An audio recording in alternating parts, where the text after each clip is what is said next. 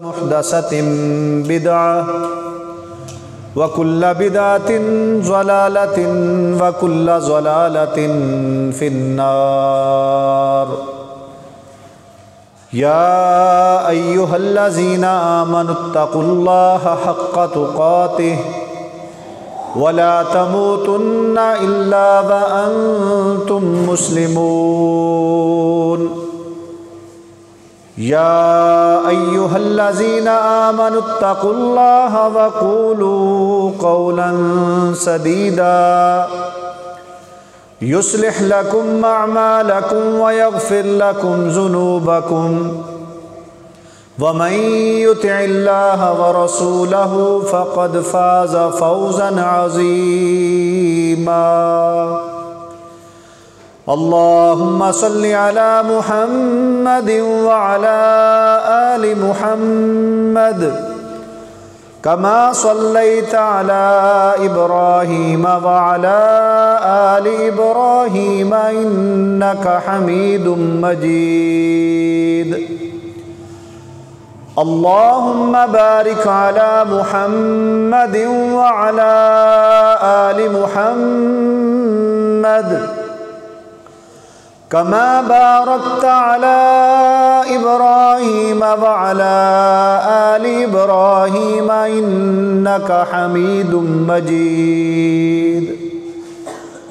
تمام قسم کی حمد و ثنا، بزرگی، بڑائی، کبریائی اللہ سبحانہ و تعالیٰ کے لیے. ان گنت بے شمار درود و سلام امام الانبیاء، خاتم النبیین، سید المرسلین، امام المجاہدین جناب محمد الرسول اللہ صلی اللہ تعالی علیہ وعلی آلہ واصحابہ اجمعین کی ذات اقدس پر نہایت قابل احترام محترم عزیز بھائیوں، دوستوں، بزرگوں، اللہ تعالیٰ کا ان گنت بار شکر ادا کرتے ہیں کہ اس مالک الملک نے ہمیں ایک مرتبہ پھر رمضان المبارک کا مقدس مہینہ نصیب فرمایا، اور اس بات پر بھی اللہ کا شکر ہے کہ زمین کے اس ٹکڑے پر کہ جہاں ہم اپنے خطبہ جمعہ کا، نماز جمعہ کا آغاز کر رہے ہیں، حضرت آدم علیہ السلام سے لے کر آج تک پتہ نہیں کتنے مالک اس جگہ کے بدلے. اب باقاعدہ یہاں پر ایک درسگاہ بنا دی گئی، ذریعہ تعلیم یہ جگہ بن گئی، اور اللہ نے ہمیں موقع عطا فرمایا کہ ہم یہاں پر تعلیم و تعلم اور نماز کے معاملات کا آغاز کر رہے ہیں. تو یہ خوش نصیبی کی بات ہوا کرتی ہے عزیز بھائیوں. دنیا داری کا بھی ایک نظام ہے کہ ہم اپنے گھروں میں ان لوگوں کو دعوت دیتے ہیں جن سے ہمیں پیار محبت ہوتی ہے. جو لوگ ہمیں اچھے لگتے ہیں ہم اس کو کہتے ہیں کہ جی میرے گھر تشریف لائیں. اللہ بھی اپنے گھروں میں ان لوگوں کو توفیق عطا فرماتے ہیں جو اللہ کو پیارے لگتے ہیں. یہ چیز یاد رکھیں کہ جو بندہ نماز نہیں پڑھتا، جمعہ کی نماز ادا نہیں کرتا، دیگر فرضی نمازیں ادا نہیں کرتا، وہ یہ نہ سمجھے کہ میرے پاس وقت نہیں ہے. یہ تو انسان کا اپنا گمان ہو سکتا ہے کہ جی بس مصروفیات بڑی ہیں، وقت نہیں ہے. اس کو اس بات کی فکر کرنی چاہیے کہ اللہ اپنے گھر میں آنے کے لیے مجھے توفیق نہیں عطا کر رہا، اللہ کی رضامندی اس بات میں شامل حال نہیں ہو رہی کہ میں اللہ کے گھر میں چلا جاؤں. اس کی فکر کرنی چاہیے کہ میں کیسے اللہ کے گھر میں جانے والا بن جاؤں. ان المساجد للہ، مسجدیں اللہ کی ہوتی ہیں، یہ کسی فرد کی نہیں ہوتی، کسی مسلک کی نہیں ہوتی، کسی انسان کی نہیں ہوتی، کسی شعبے کی نہیں ہوتی. مسجد اللہ کی ہوتی ہے، اور اللہ اپنے گھر میں جن کو بلاتا ہے نا نماز کے لیے، بڑی سعادت والے لوگ ہوتے ہیں. ان کے مقام اور شان چھوٹی نہیں ہوتی، وہ اللہ کے مہمان ہوتے ہیں، وہ اللہ کے بندے، اللہ کے دوست، اللہ کے گھر میں اللہ کی بات سننے کے لیے آتے ہوتے ہیں. تو میرے عزیز بھائیوں، رمضان المبارک کی مناسبت سے اللہ نے اپنی مقدس کتاب قرآن مجید کے اندر ارشاد فرمایا، یا ایھا الذین آمنوا اتقوا اللہ، اے لوگو اللہ سے ڈر جاؤ.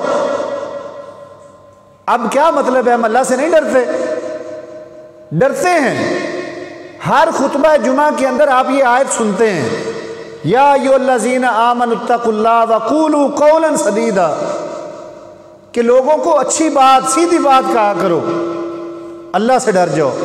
مطلب یہ ہے کہ جو بندہ جھوٹ بولتا ہے، غلط گوئی کرتا ہے، غیبت کرتا ہے، چغلی کرتا ہے، بد زبانی کرتا ہے، گویا کہ وہ اللہ سے نہیں ڈرتا۔ روزہ رکھا ہوا ہے، کتب علیکم الصیام کما کتب علی الذین من قبلکم، کہ تم پر روزے فرض کیے گئے ہیں جیسے کہ تم سے پہلے لوگوں پر فرض کیے گئے تھے۔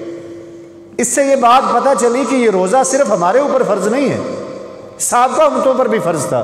یہ اللہ کو بڑی محبوب عبادت ہے، اور اس عبادت کے بارے میں فرمایا کہ الصوم لی، روزہ میرے لیے ہے، وَأَنَا أَجْزَىٰ یا اجزی بِهِ، کہ میں ہی اس کا بدلہ دوں گا۔ اب باقی عبادات کس کے لیے؟ ہم تو نماز بھی اللہ کے لیے پڑھتے ہیں، ہم تو حج بھی اللہ کے لیے کرتے ہیں، زکوٰۃ بھی اللہ کے لیے دیتے ہیں، روزے بھی اللہ کے لیے رکھتے ہیں، تو اللہ نے روزے کو کیوں فرمایا کہ میرا ہے اور میں ہی اس کا بدلہ دوں گا؟ یہ اس لیے فرمایا کہ یہ ایک خفیہ عبادت ہے۔ اللہ تعالیٰ کو ہر وہ عبادت بہت پسند ہے جس میں ریاکاری کا شبہ بھی نہ ہو، انسان صرف اپنے رب کو راضی کرنے کے لیے وہ عبادت کر رہا ہو، اللہ کو وہ عبادت بہت پسند ہے۔ اب روزہ ایسی عبادت ہے، نماز میں پڑھوں گا، آپ کو نظر آؤں گا کہ نماز پڑھ رہے، میں حج کرنے کے لیے جاؤں گا، لوگوں کو پتہ لگے گا کہ حج کرنے کے لیے کیا ہے، زکوٰۃ دیں گے، مال دیتے ہوئے لوگوں کو پتہ چلتا ہے کہ یہ زکوٰۃ دے رہا ہے۔ تہجد کی نماز بھی اللہ کو بڑی محبوب ہے، وہ بھی اس کی ایک بڑی وجہ یہی ہے کہ وہ اس وقت ادا کی جاتی جب لوگ سو رہے ہوتے ہیں، انسان اپنے رب سے ہم کلام ہوتا ہے، اللہ سے باتیں کر رہا ہوتا ہے۔ تو اللہ تعالیٰ نے روزے کے بارے میں فرمایا کہ الصوم لی، روزہ میرا ہے، وَأَنَا أَجْزَىٰ بِهِ، اور میں ہی اس کا بدلہ دوں گا۔ ہم دنیا دار لوگوں سے اس کا بدلہ نہیں لے سکتے کہ میں جی بھوکا رہا ہوں، مجھے اس کا کوئی اجر دو، بدلہ دو۔ بے شمار روایات کے اندر رمضان، روزہ، قیام اللیل، تلاوت قرآن مجید، ان کے فضائل بیان ہوئے ہیں۔ اصل بات عزیز بھائیو یہ ہے کہ ہمیں اپنی اصلاح کی ضرورت ہے۔ ہم روز بروز جیسے جیسے دن گزرتے جا رہے ہیں، مہینے گزرتے جا رہے ہیں، سالوں پر سال گزرتے چلے جا رہے ہیں، ہماری زندگی میں دینی طور پر تبدیلیاں نہیں آ رہی۔ ہم خطبات جمعہ بھی سنتے ہیں، ہم سیرت النبی کانفرنسز میں بھی جاتے ہیں، ہم میلاد النبی کے محفلوں میں بھی شرکت کرتے ہیں، ہم خطبات جمعہ کے اندر ہٹ کر تبلیغی جماعت والے آ گئے اور دیگر جگہوں پر، اسکولوں میں، کالجز میں، یونیورسٹیز میں دین سنے جا رہے ہیں، لیکن آگے عمل نہیں ہے۔ آپس میں جھگڑے، آپس میں بحث مباحثے، ایک دوسرے کی حق تلفی، ایک دوسرے کے بارے میں بدگمانیاں، دوسرے کی ذات پر کیچڑ اچھالنا، دوسرے کو نیچا دکھانا۔ مسلمان ایسے کیوں کر رہا ہے؟ اللہ کے نبی نے تو یہ امت اس لیے نہیں یہاں پر چھوڑی تھی کہ یہ لوگ آپس میں لڑ لڑ کر ایک دوسرے کے بارے میں بدگمانیاں پیدا کر کے ختم ہو جائے۔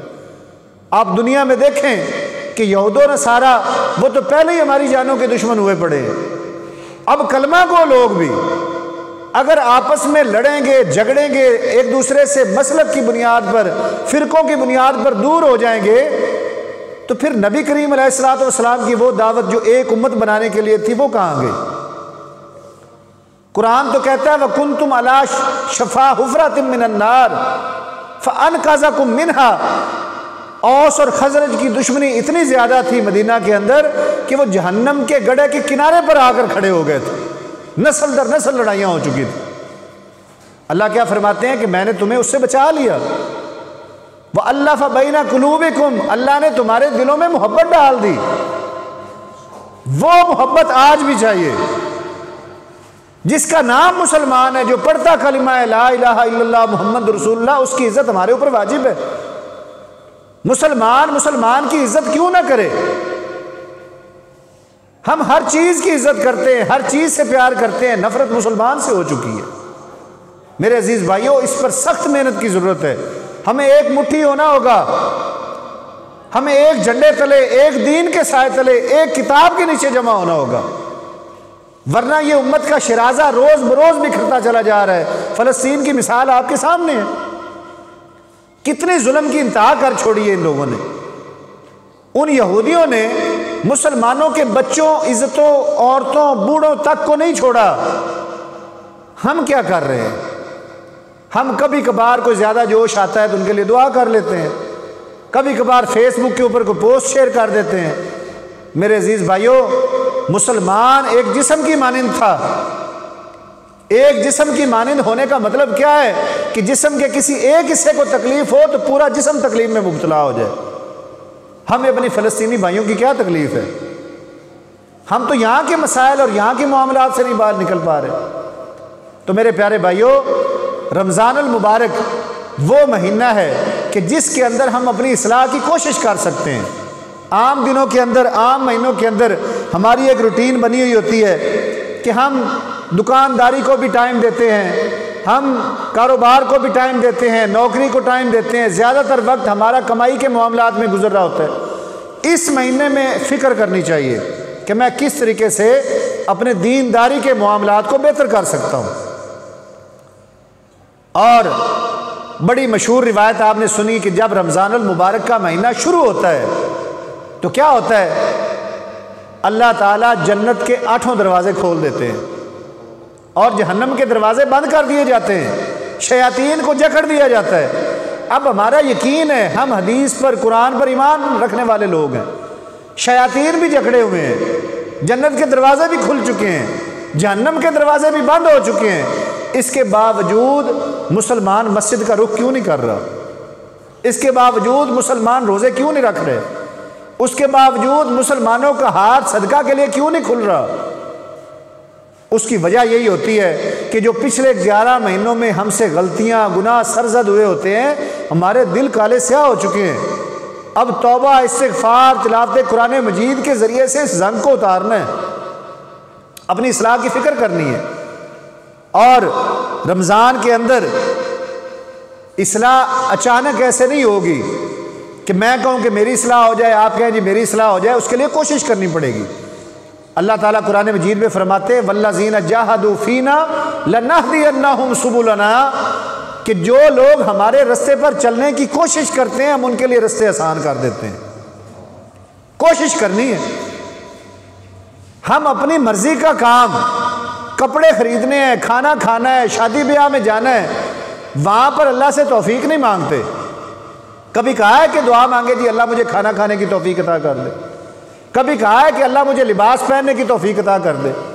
جو کام ہم کرنا چاہتے ہوتے ہیں نا وہ کر گزرتے ہیں۔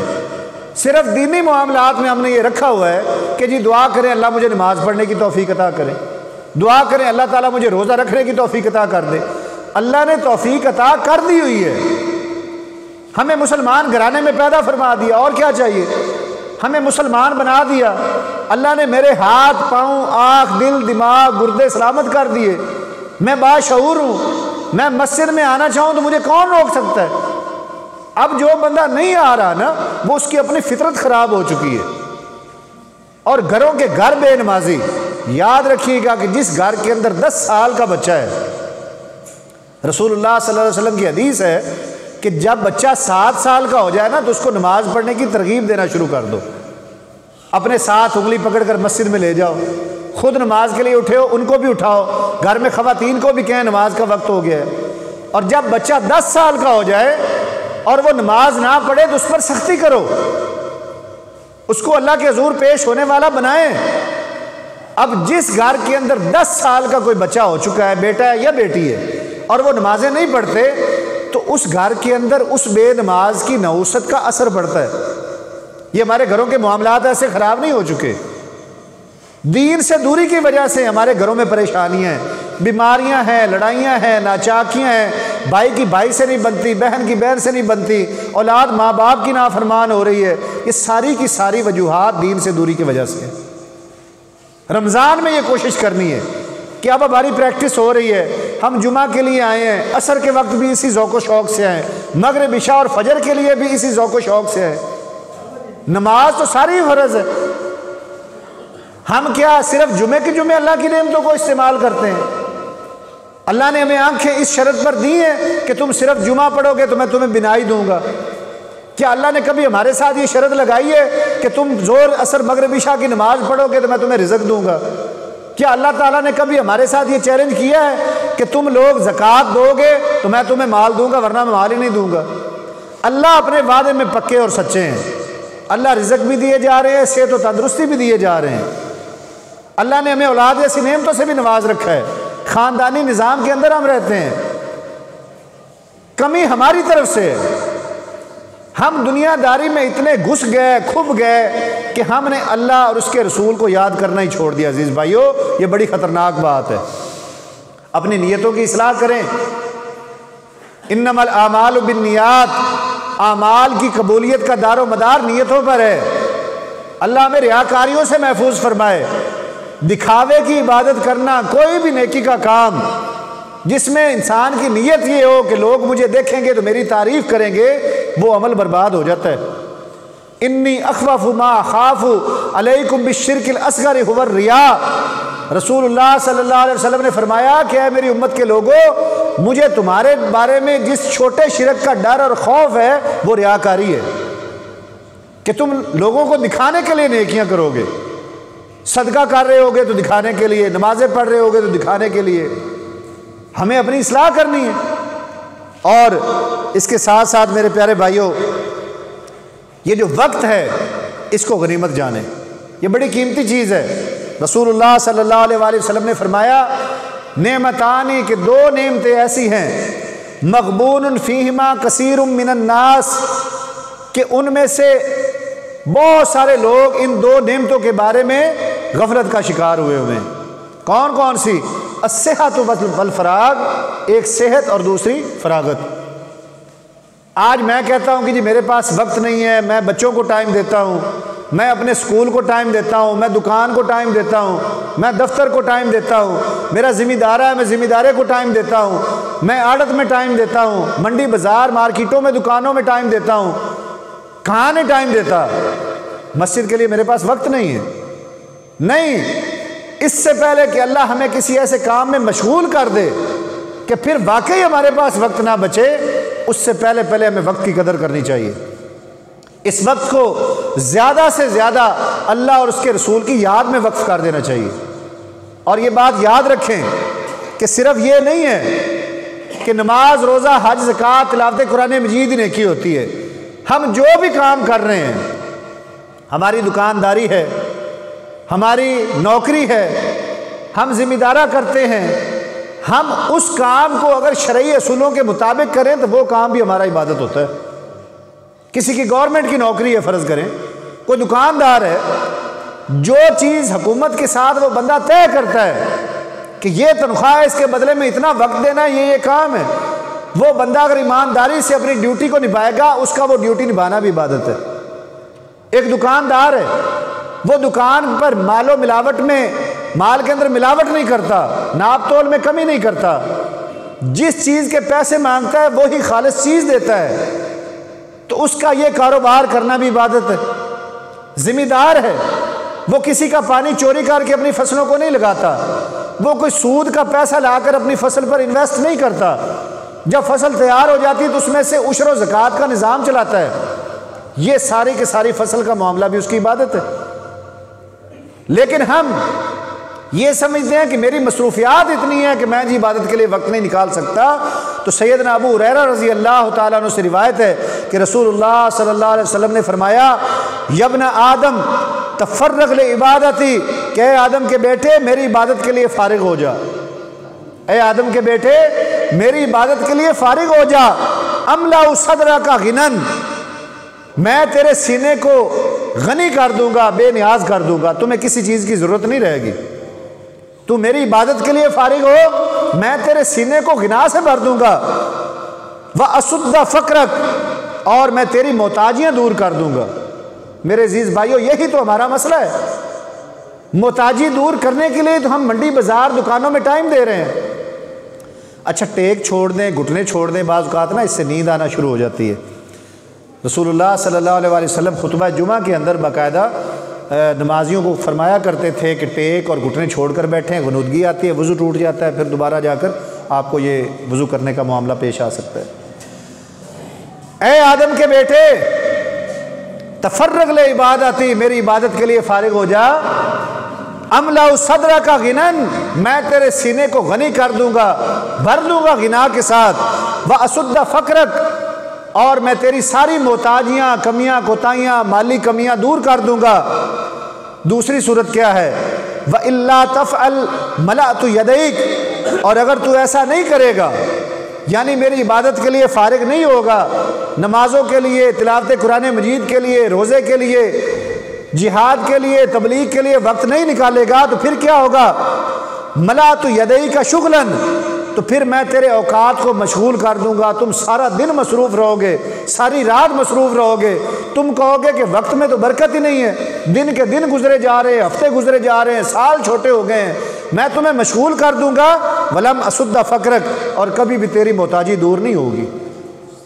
تو کھپا رہے گا منڈیوں میں، تو دکانوں میں کھپ جائے گا، کما کما کر تھک جائے گا، لیکن تیرے اخراجات اتنے بڑھ جائیں گے، تیری محتاجیاں اتنی بڑھ جائیں گی کہ تمہیں سمجھ نہیں آئے گی کہ اب میں کیا کروں۔ یہ کیوں ہوگا؟ کہ جب تو میری یاد سے غافل ہو جائے گا، اور جب تو میرے لیے وقت نہیں نکالے گا، تو پھر تمہیں تمہارے کاروبار میں مشغول کر دوں گا۔ میرے عزیز بھائیوں، ہمیں اپنی اصلاح رمضان میں قرآن مجید کی تلاوت کے حوالے سے بھی کرنی ہے۔ قرآن کا ہمارے ساتھ بڑا گہرا رشتہ ہے۔ یہ قرآن صرف قسمیں اٹھانے کے لیے نہیں آیا، یہ قرآن صرف ادب و احترام کے ساتھ اچھے خوبصورت غلافوں میں لپیٹ کر اونچی جگہوں پر رکھنے کے لیے نہیں آیا۔ اس قرآن کے میرے اور آپ کے اوپر 5 حق ہیں۔ اس قرآن کے میرے اور آپ کے اوپر 5 حق ہیں۔ ایک اور مسئلہ بیچ میں میرے بھائیو یاد رکھیے گا کہ جب بھی مسجد تشریف لائیں، رسول اللہ صلی اللہ علیہ وسلم نے فرمایا اذا جاء احدکم المسجد، جب تم میں سے کوئی مسجد آئے، فلا یجلس حتی یصلی رکعتین، جب تک 2 رکعت نہ پڑھ لے اس وقت تک مت بیٹھے۔ تو خطبہ خطاب جاری بھی ہو نا تو کم از کم 2 رکعت پڑھ کر تشریف رکھا کریں۔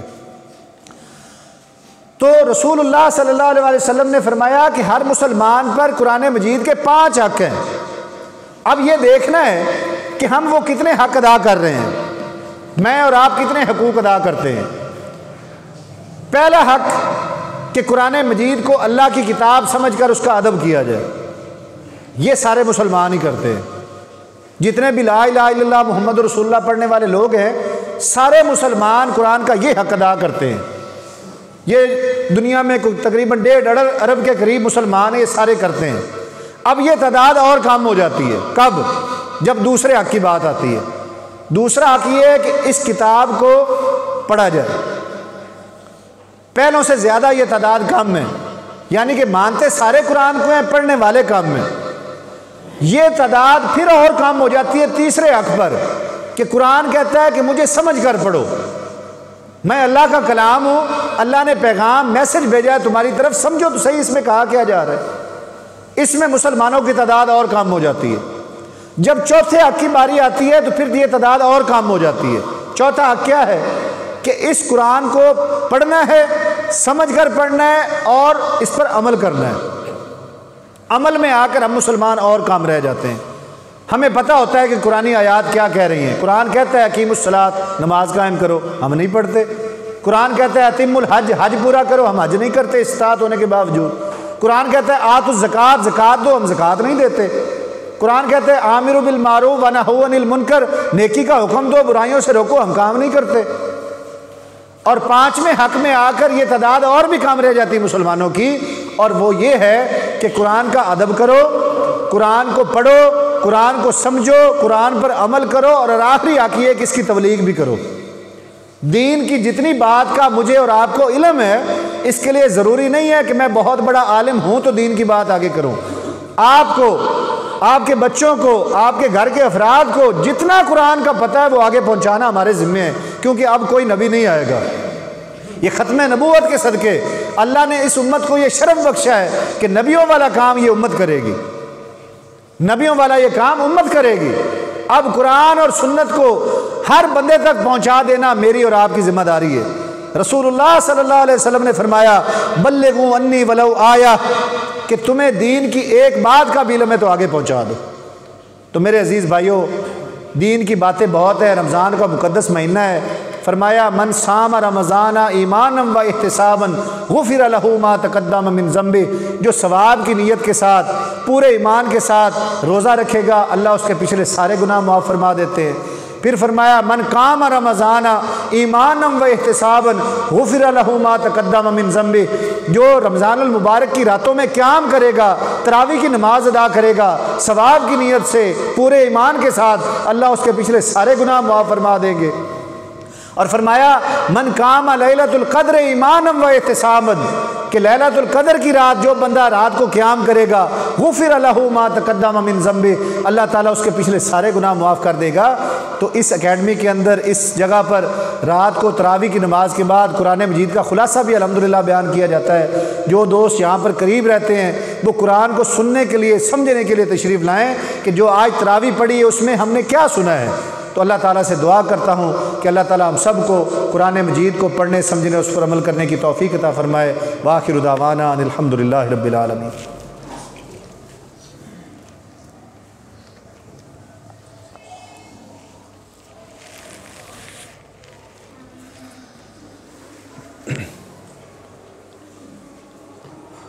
پڑھ لیں رکھتے پڑھ لیں۔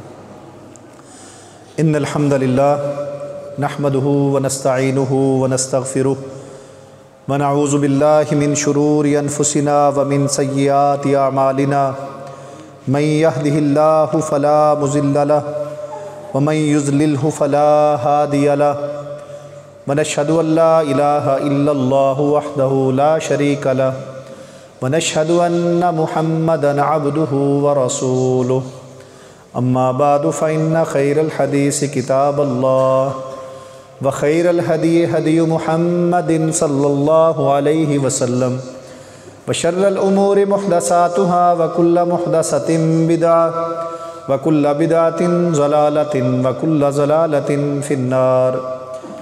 عزیز بھائیو، رمضان المبارک کی دیگر نیکیوں میں سے جیسے نمازیں پڑھنا، روزے رکھنا، تراویح ادا کرنا، قیام اللیل کرنا، ذکر اذکار کرنا، ایسے رسول اللہ صلی اللہ علیہ وآلہ وسلم رمضان المبارک کے مہینے میں عام مہینوں میں اتنا مال اکٹھا کرتے تھے کہ رمضان میں اس تیزی کے ساتھ خرچ کیا کرتے تھے اللہ کی راہ میں کہ جس طریقے سے کوئی آندھی یا طوفان ہوتا ہے۔ رمضان میں نبی کریم علیہ الصلوۃ والسلام عام مہینوں کی نسبت بہت زیادہ خیرات کیا کرتے تھے۔ یہ ایسا مہینہ ہے جس میں ہر عمل کی نیکی کو اللہ کئی گنا بڑھا چڑھا کر بیان فرماتا ہے، کئی نیکیاں بڑھ جاتی ہیں۔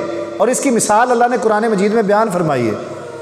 کسان کی مثال اللہ نے قرآن میں دی ہے کہ جو کسان ہوتا ہے نا، یہ جب زمین میں بیج ڈالتا ہے، ہم گندم کا بیج ڈالتے ہیں تو گندم کا بیج عام طور پر 50-60 کلو 1 ایکڑ میں ڈالا جاتا ہے۔ اب 50-60 کلو ڈال کر 50-60 من اللہ عطا کرتا ہے۔ کیسے؟ وہ ایک بیج سے پھر ایک وہ بالی اگتی ہے، سٹا اگتا ہے، اس میں سے کئی بالیاں ساتھ ساتھ، ایک بالی میں 10-10 20-20 دانے، تو ایک سٹے میں سے کئی کے دانے اللہ عطا کرتا ہے۔ اسی طریقے سے اللہ نے مثال دی ہے کہ جو بندہ اللہ کی راہ میں خرچ کرتا ہے وہ یہ نہ سمجھے کہ میرا مال کم ہو گیا، اللہ تعالیٰ اس کے 1 روپے 10 روپیہ 100 روپیہ 1000 جتنی بھی کسی کی استطاعت ہے اس کے بدلے میں کئی 100 گنا اس کو عطا کرتا ہے اس کی نیت کے مطابق۔ تو رمضان المبارک میں ہمیں اس نیکی کو بھی اپنانا ہے۔ اس جگہ پر اس مسجد میں کام الحمدللہ آپ کے سامنے ہو رہا ہے۔ کوئی ٹائل وغیرہ کی ضرورت ہے، پنکھے چاہیے 11 عدد، کچھ ساؤنڈ سسٹم کی ضرورت ہے، اسپیکر کی ضرورت ہے، لائٹیں وغیرہ، سیلنگ اور الماریاں بننی ہیں، اور سحری افطاری کے لیے الحمدللہ ہماری جماعت کی طرف سے بہت زیادہ اہتمام کیا جا رہا ہے کہ ایسے مسلمان بھائی بہنیں جو سحری یا افطاری کے لیے پریشان ہوتے ہیں، ان کے گھروں میں باقاعدہ راشن نہیں ہے، ان کی سفید پوشی بھی قائم ہے، کسی کے سامنے زبان بھی نہیں کھول سکتے کہ ہمارے گھر میں راشن نہیں ہے، تو الحمدللہ پکا پکایا کھانا نوجوان ان کے گھروں میں سحری کے وقت دے کر آتے ہیں۔ جو اس کا مشاہدہ کرنا چاہے وہ سحری کے وقت تشریف لا کر اس بات کو دیکھ سکتا ہے۔ جو لوگ خیرات کرتے ہیں بعض اوقات وہ یہ بھی خواہش کرتے ہیں کہ جی ہم خود تقسیم کرنا چاہتے ہیں، تو وہ آ کر صبح لڑکوں کی ڈیوٹیاں لگی ہوئی ہیں، وہ ان کو مال وہ دیتے ہیں، رزق کھانا جو بھی تیار ہوتا ہے، اور سحری پکی پکائی لوگوں کے گھروں میں جاتی ہے الحمدللہ۔ تو اس مہینے میں اگر آپ کسی کو روزہ رکھواتے ہیں یا روزہ افطار کرواتے ہیں تو اس کا اجر انشاءاللہ آپ کو اس کے روزے کی مقدار کے برابر ہی ملنا ہے، جتنا ان کو ملے گا اللہ تعالیٰ اتنا اجر آپ کو بھی عطا کریں گے۔ سبحانک اللہم ربنا و بحمدک اشہد ان لا الہ الا انت استغفرک و اتوب الیک سبحان ربک رب العزۃ عما یصفون وسلام علی المرسلین والحمد للہ رب العالمین۔ صفحہ درست